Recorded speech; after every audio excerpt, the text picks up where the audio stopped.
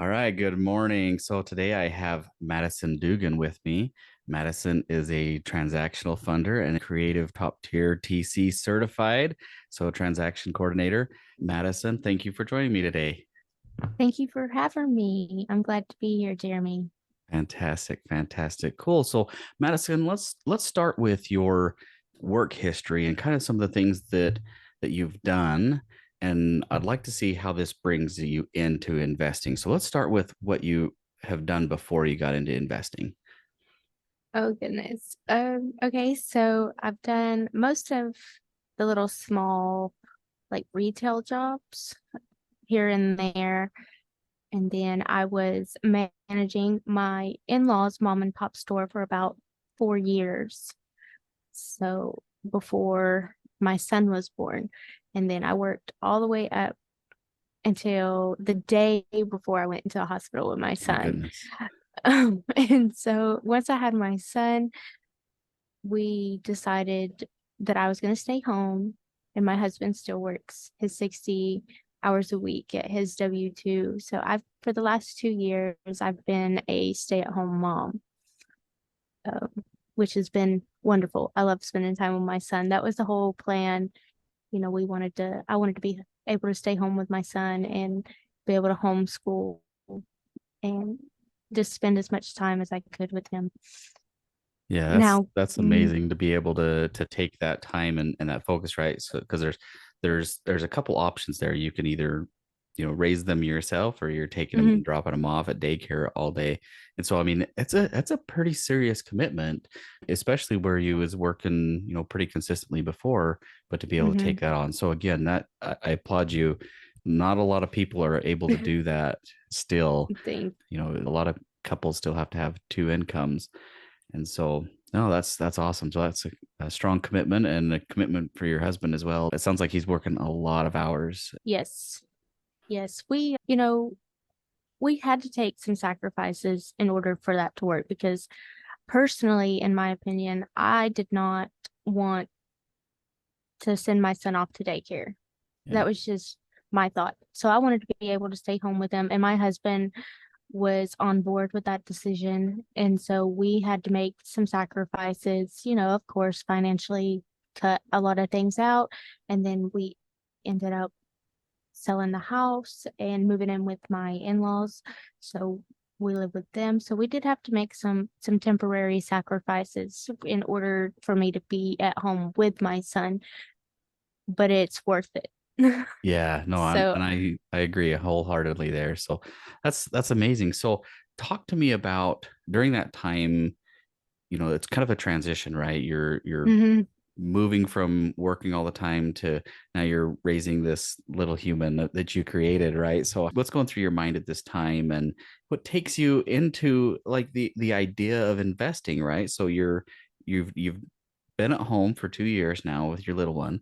And Yeah. so at what point did you realize that you wanted to get into the investing piece of it and not just continue down this path?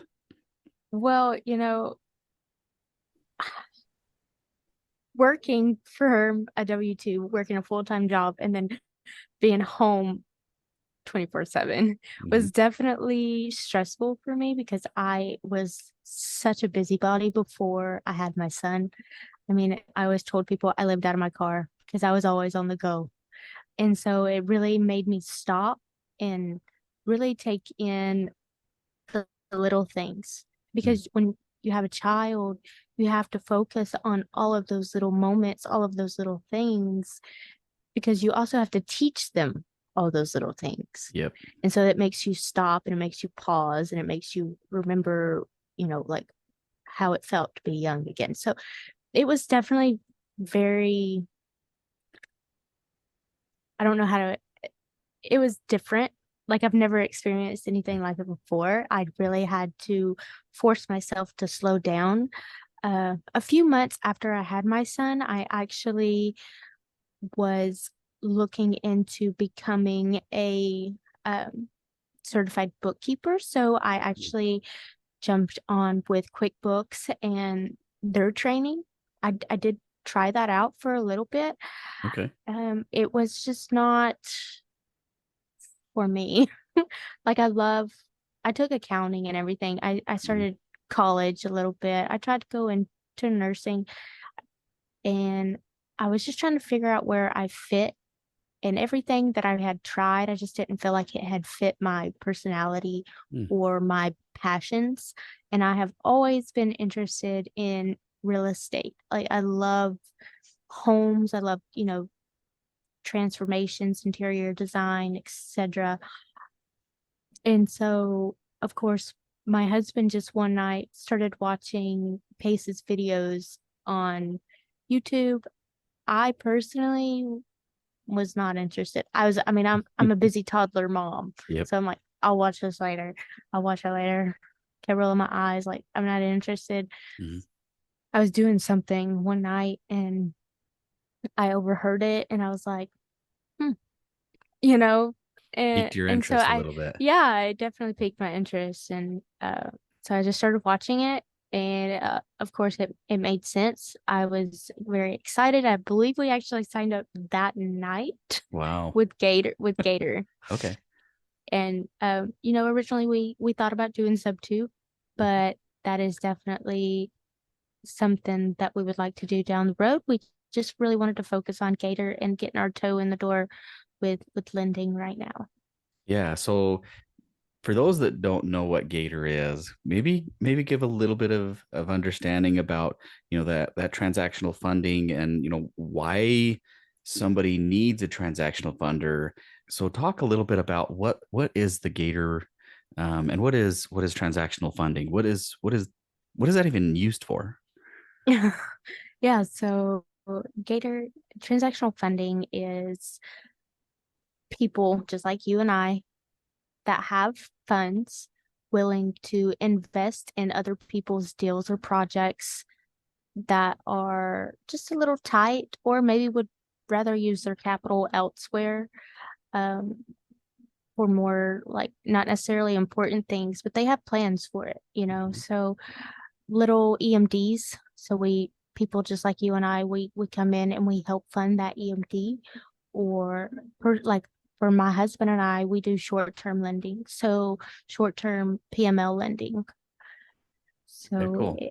like maybe 10,000, we expect a payback, of course, Right. but we also ask for like a return on investment. So, for example, if somebody has a property, they need to do a little bit of rehab and they just don't want to have to go through a hard money lender at that Mhm. moment, or they need to come up with the funds quickly.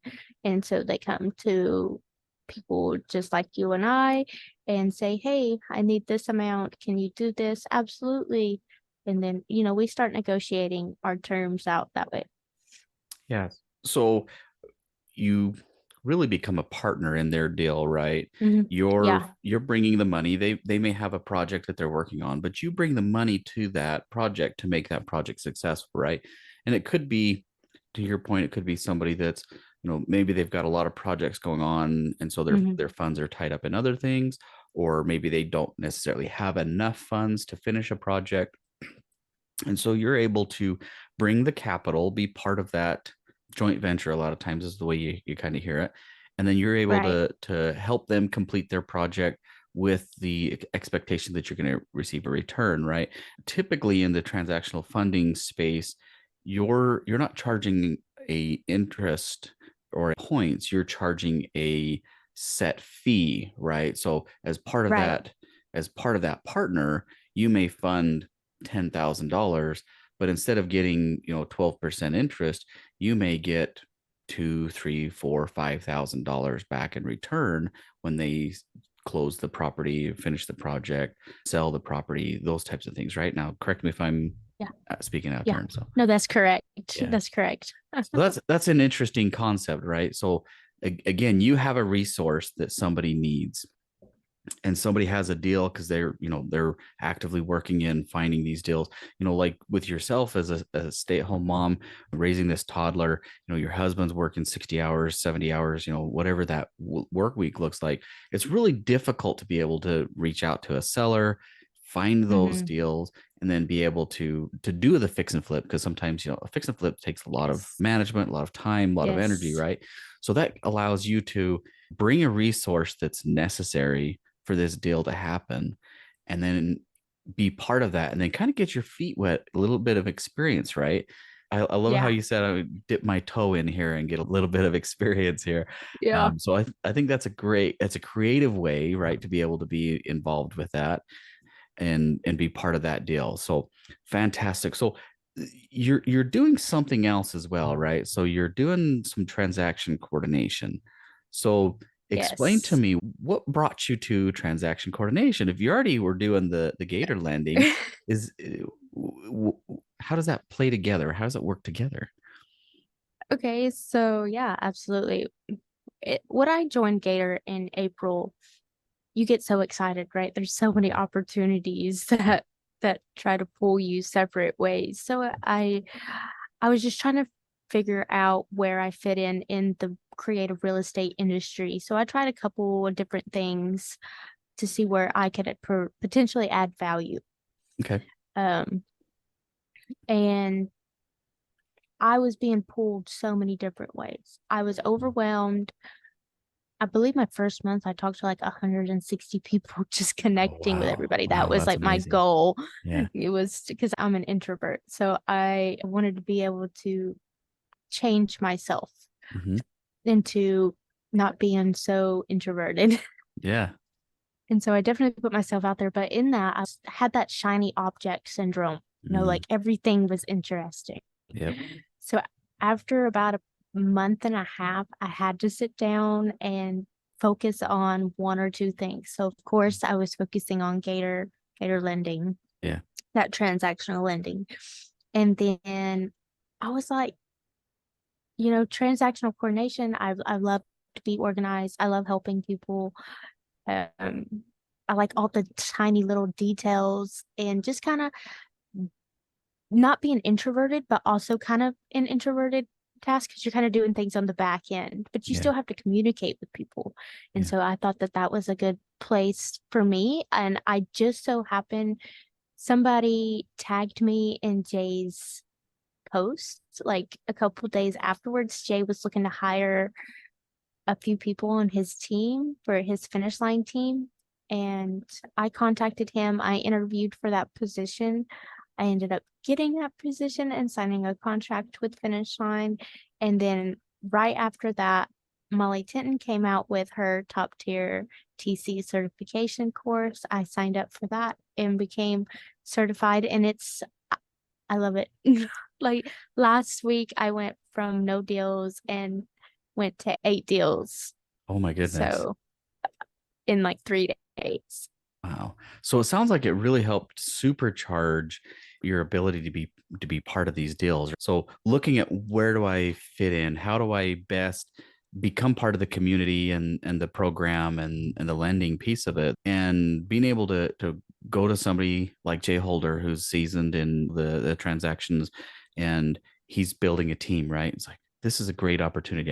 Yeah. I love that, again, the networking, right? That networking piece of it, you probably wouldn't have had somebody tag you in that post, or you may not have seen that post if you hadn't have been doing the networking, right? And so the networking is super key in Oh, this. exactly. I agree. Yeah. So then being able to work Yes, and I go to work for 100% Jay. agree. Just because, I mean, yeah, and he's great. I love Jay. Jay is I have a question and he answers it just about every time. I know I bug him, but I try not to. He says I don't, but I know I do. The But the cool thing but is yeah, Jay is awesome. yeah, this the someone like Jay, because he's building a team, he understands the process, he's experienced with it, right? And he's going to understand, like, you have a Mhm. lot of questions, you're going to be working through this stuff, but being able to work with somebody like him that's seasoned and has a lot of experience, you're going to be able to get a lot of good, timely feedback and make sure that everything is answered quickly, answered correctly, make sure you get your answers, make sure that your transactions go through smoothly, right? So again, you're on his team. It's going to be important for him to make sure Yeah. that you're representing the finish line TC services in a positive way. So yeah, I think that's cool. Yeah. And to be able to have somebody like Jay that you're working for, it sounds like you're having a wonderful time. So that's awesome. Yeah. Yeah. There's a thrill. There's like this adrenaline thrill, especially when things are a little chaotic Okay. and you feel a little rushed. So, except for that fire drill that Jay gave me, he's like, "You got to get this done in like an hour," and I was like, Oh no. you know, yeah. But we got it done. We Cool. definitely got it done. Cool. But That's awesome. So let's talk through just for a minute, kind of what does that look like when you get a request for some help from a transactional coordinator? What does that process look like from when you first receive that request to when you're done and closed, you're closing that file? If somebody wants to become a transaction coordinator, just so they kind of get an idea of what's involved.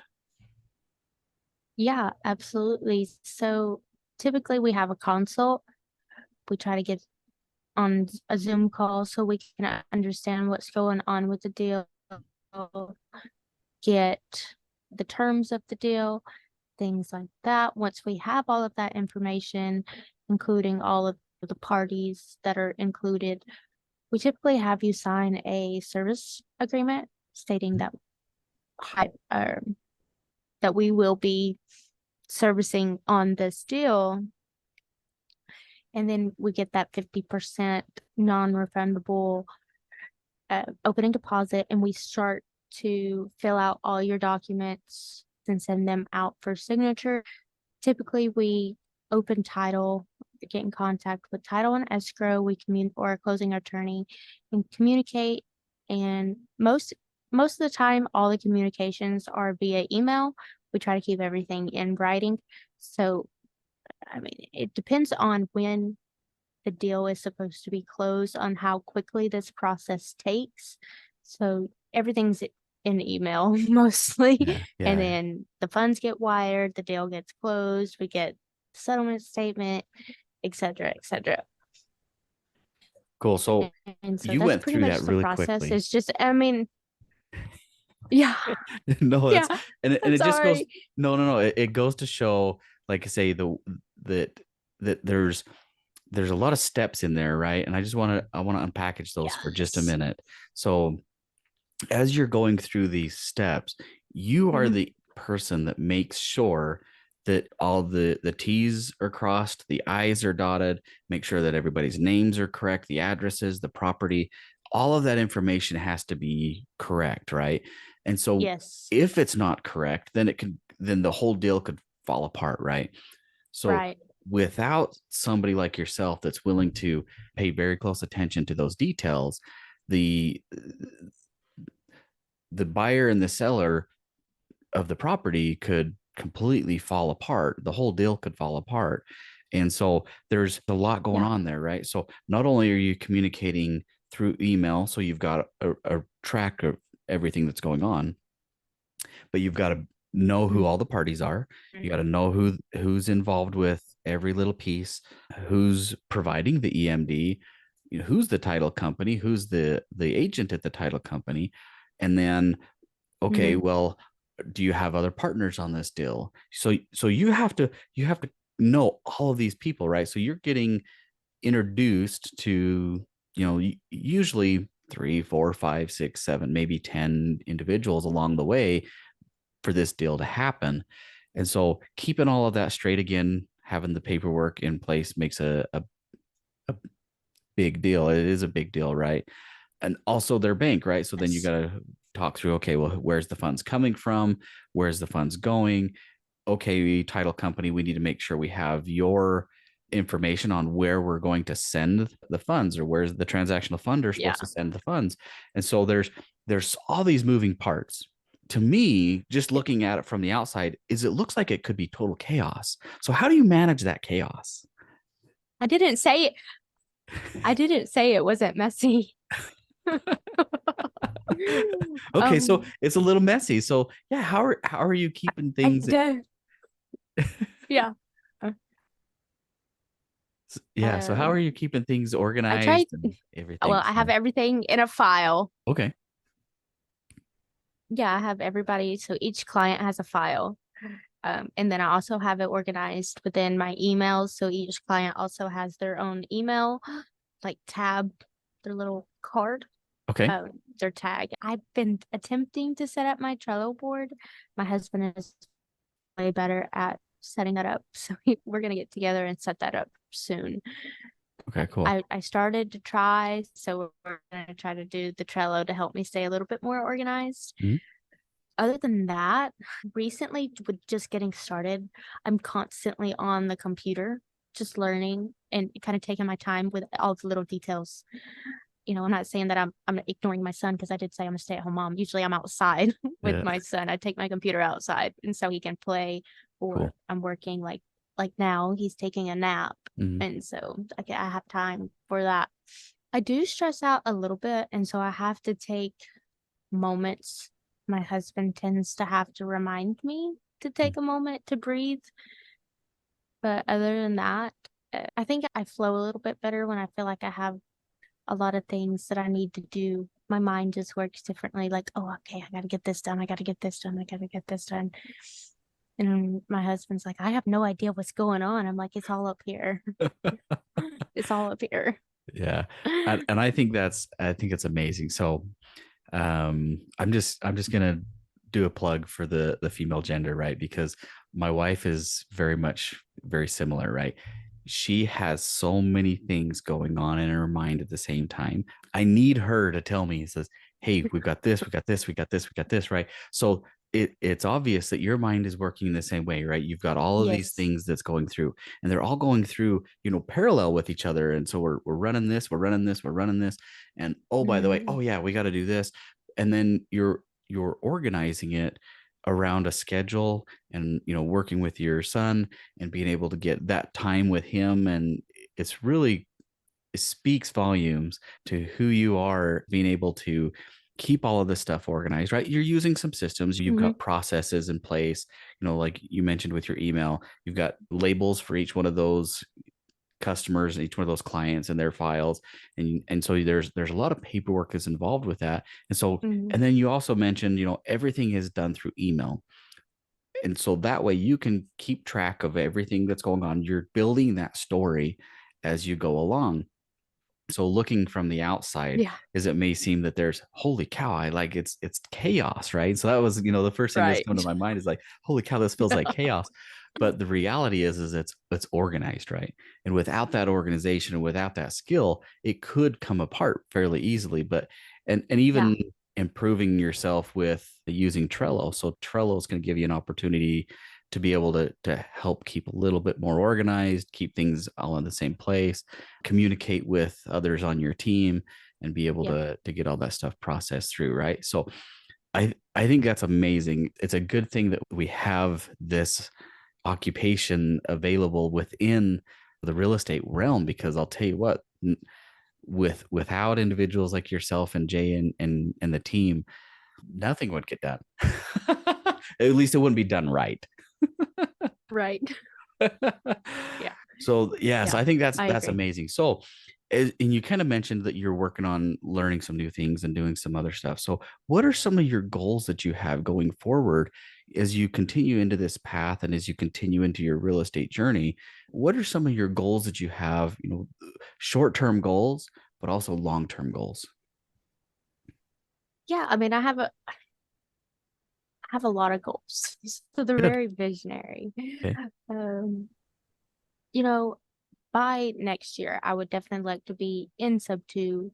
My husband and I would like to start acquiring some single family homes Yeah. and eventually bring in some passive income to where we can bring my husband home and eventually travel as well as, be more involved into real estate. So we want to be able to bring him home so we can be more involved in creative real estate. Yeah. As of right now, my husband tries to help whenever he's off, but he wants to be included as well. So those are kind of longer. Short, I want to build my clientele for my transaction coordination business. Yeah. And then I would eventually like to start underwriting. That is on the vision board is Cool. to learn how to underwrite Yeah. and help others that way. But I believe right now those are our goals. Eventually, maybe like in the 5 to 10 years, we would look into multifamilies and acquiring some businesses too. Yeah, that's really cool. So really you're right now you're building that foundation. As you mentioned earlier, you're dipping your toe into the space, right? And so building that foundation, Yeah. getting a good foundation of that transactional funding, a little bit of PML, and then being able to build that network. Short term, building Yeah. your clientele and building your network. I personally hadn't seen the value of that until over the last few weeks, right? So I've been doing some real estate investing for a few years and just very slowly meeting Mhm. people and talking with people. But over the last couple of weeks, I've really supercharged that opportunity to be able to meet and talk with people in the space and kind of build that network, right? And it's been amazing to me how much I've been able to accelerate myself and my abilities just in the last few weeks, right? So I think that's an amazing goal. And so anyway, I like to say again, putting yourself out there, right? Sometimes if you're Yeah. introverted, it's a little hard to put yourself out there. Really is. Yes. It really is. It's a struggle. It took a lot Yeah. to really throw myself out into the community, but I have only received positive, and so I will continue to do it. That's cool. So I love it. That's cool, right? So, and again, I think that the cool thing is being in a community like in the Gator community, with Pace Morby, and it just is amazing. And then being able to be part of that team with Jay Holder, again, you're building yourself up there and changing who you are. You're still going to have those introverted tendencies, and you're still going to want to just, you know, focus on something for a couple hours, but it's amazing that you're able to grow and evolve. And I think that's really a lot of times what real estate is about, is that evolution and how you can succeed, how you can work with other people around you. And so I absolutely have enjoyed our conversation today, Madison. And I know you've got your little one down for a nap. And so I don't want to burn a whole bunch more of your time, but I do want to just kind of close up a little bit and ask you, what is something, or maybe it's a book or a podcast or something that you have used to help you through your growth and your challenges. Some of that mindset stuff a lot of times can really hold us up. Is there something that you've used to be able to help you through that, or maybe it's just as an individual person? But yeah, it's definitely more me as an individual, simply because my I know who I want to be, Mhm. and I know the actions that I need to take. And before I was kind of lazy. I will admit it. I was lazy in the like a few years ago when we would try to do the things that we wanted to do. Now I have my son, and I want to show him that his parents are not lazy. We want to become the people that we've always wanted to be. Mhm. And so the bigger the dream, the earlier you have to wake up and the later you have to go to bed. Yep. And I it's love just that. working hard. Just working hard. Oh, I want to teach my son that. I want to teach my son that things are not just given. You have to work hard in order to get. I mean, nobody's entitled. My husband and I just grew up differently. Okay. We didn't have all these opportunities. We weren't taught these things. Mhm. And so we definitely want to be able to be in a place where we could teach our son these things. I think that's such a powerful motivator, right? I think a lot of times we look at our lives, like you said, as you guys were raised differently, and being able to work through some of those challenges, some of those limiting mindset, right? I think a lot of times our limiting mindset holds us back. But being able to work through those things and internalize your goals, I think that's such a powerful motivator. Having kids, to me, it has been a powerful motivator, because without Yeah. kids, I think there's a lot of stupid things that I would probably be doing, but thinking about it to that point, right? It's like I want to be able to teach my son these things and be able to Mhm. have a better life for him and any future kids if you guys decide to have more, but be able to take your family and elevate yourself into this world instead of just being status quo. So I think that's such a powerful thing, right? So that motivation and your why, it's very obvious that you have a very strong why, and that's going to motivate you through all of this. So I'm excited, Madison. Like I say, I'm glad to have been able to know you and Thank you. befriend you, and this has been amazing. So thank you so much. So Thank I think you. that's powerful. And anybody that's listening, we all have limiting mindset, right? Sometimes we all have limiting beliefs, but being able to take those and then turn that into your why and turn that into your motivation and be able to really grow from that is just so powerful. So thank you for being such an amazing example, Madison. Thank you for your Thank time you. today. So I just want to close off. If people want to work with you and people want to get to know a little bit more about you or have you do some funding or have you do some transactional coordination work for them, how can people reach out to you? What's the best way to contact you? Facebook Messenger. Okay, You can find me on Facebook or Instagram. And my handle is Maddison.Duggan on Instagram, MaddisonDuggan. Those are the best two places to find me. cool. Well, I'll put those down in the show notes as well, so that if people want to reach out to you, they can search for your handle and find you on Facebook and Instagram. Madison, this has been an amazing conversation today.